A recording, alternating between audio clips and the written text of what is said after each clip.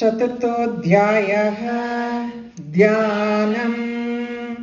ॐ कालाप्राभां कटाक्षैररिकुलभयदां मौलिबद्धेन्दुरेखां शङ्खं चक्रं कृपाणं त्रिशिखमपि करैरुद्वहन्तीं त्रिनेत्रां सिंहस्कन्धाधिरूढां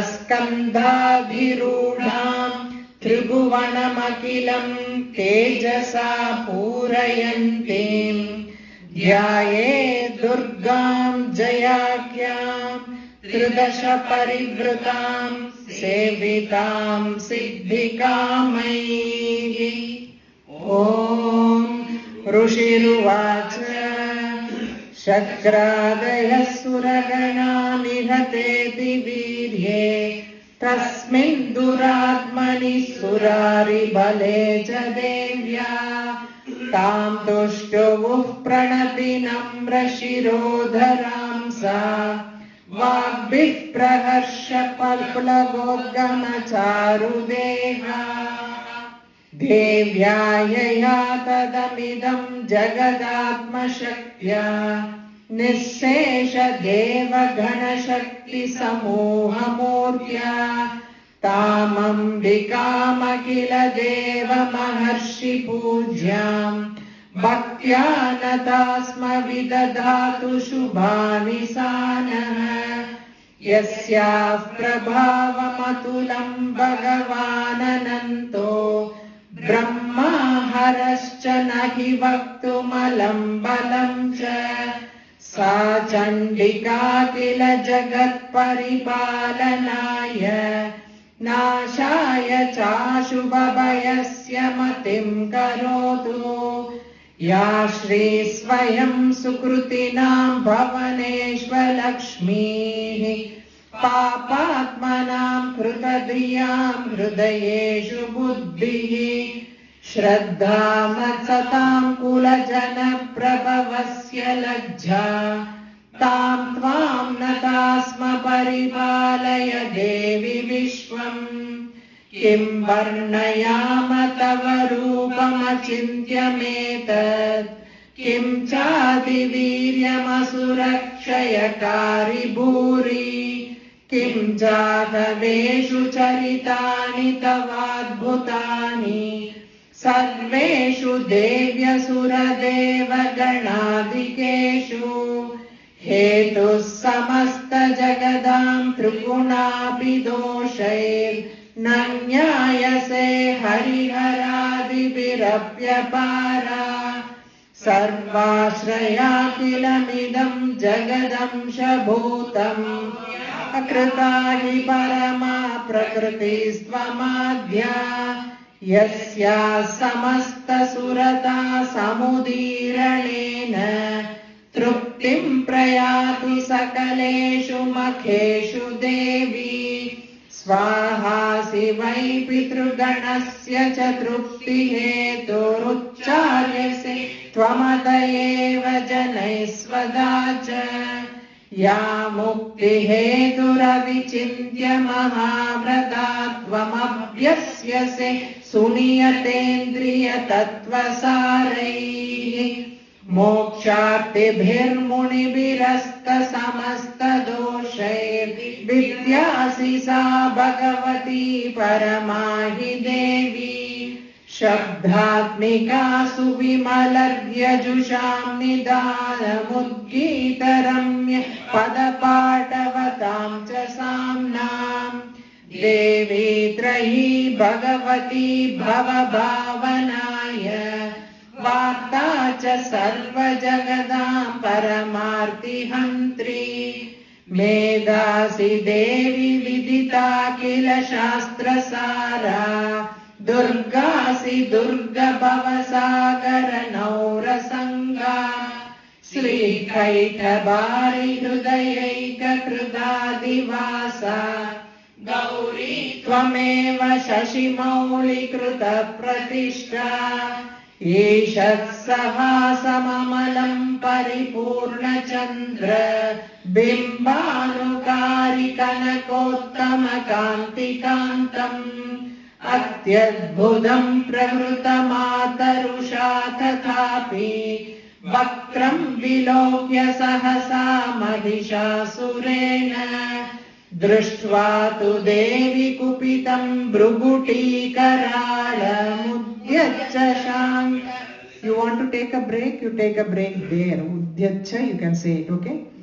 दृष्ट्वा तु देवी कुपितं भ्रुकुटीकरालमुद्यच्च शाङ्कसदृशश्च वियन्न सद्यः प्राणान् मुमोच महिषस्तदतीव चित्रं कैर्जीव्यते कुपितान्तकदर्शनेन. देवी प्रसीद परमा भवती भवाय सद्यो विनाशयसि कोपवती कुलानि. विज्ञातमेतदधुनैव यदस्तमेतन्नीतं बलं सुविपुलं महिषासुरस्य. ते सम्मदा जनपदेषु धनानि तेषां यशांसि न च सीदति धर्मवर्गः. धन्याश्च एव निभृतात्मजभृत्यदारा येषां सदाभ्युदयदा भवति प्रसन्ना.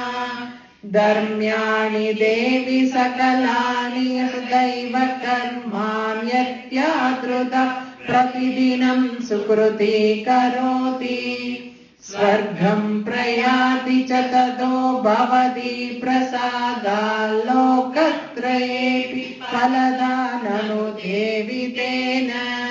दुर्गे स्मृता हरसि भीतिमशेषजन्तोः स्वस्तैः स्मृता मतिमतीव शुभां ददासि. दारिद्र्यदुःखभयहारिणिकात्मधन्या सर्वोपकारकरणाय सदार्द्रचित्ता. येभिर्हतैर्जगदुपैति सुखं तथैते कुर्वन्तु नाम नरकाय चिराय पापम्. सङ्ग्राममृत्युमधिगम्य दिवं प्रयान्तु मत्वेदि नूनमहितान् विनिहंसि देवी. दृष्ट्वैव किं न भवति प्रकरोति भस्म सर्वासुरानरिषु यत्प्रहिनोषि शस्त्रम्. लोकान् प्रयान्तु रिपवोऽपि शस्त्रपूता इत्थं मतिर्भवति तेष्वभितेति साध्वी. खड्गप्रभानिकरविस्फुरणैस्तथोग्रैः शूलाग्रकान्तिनिवहेन दृशोऽसुराणाम्. यन्नागता विलयमंशुमदिन्दुकण्ड योग्याननं तव विलोकयतां तदेतत्. दुर्वृत्तवृत्तशमनं तव देवि शीलम् रूपं तदैददविचिन्त्यमतुल्यमन्यैः.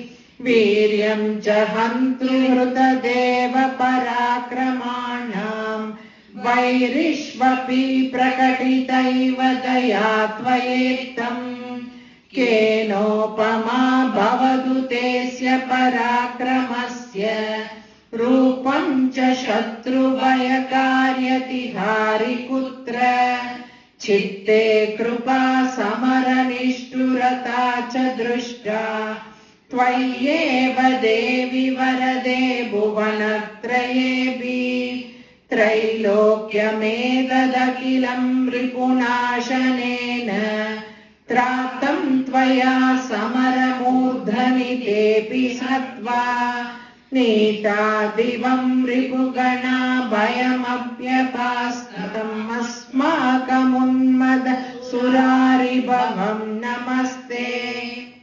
शूलेन पाहि नो देवी पाहि खड्गेन चाम्बिके. घण्टास्वनेन नः पाहि चापज्यानिस्वनेन च. प्राच्यां रक्ष प्रतीच्यां च चण्डिके रक्ष दक्षिणे.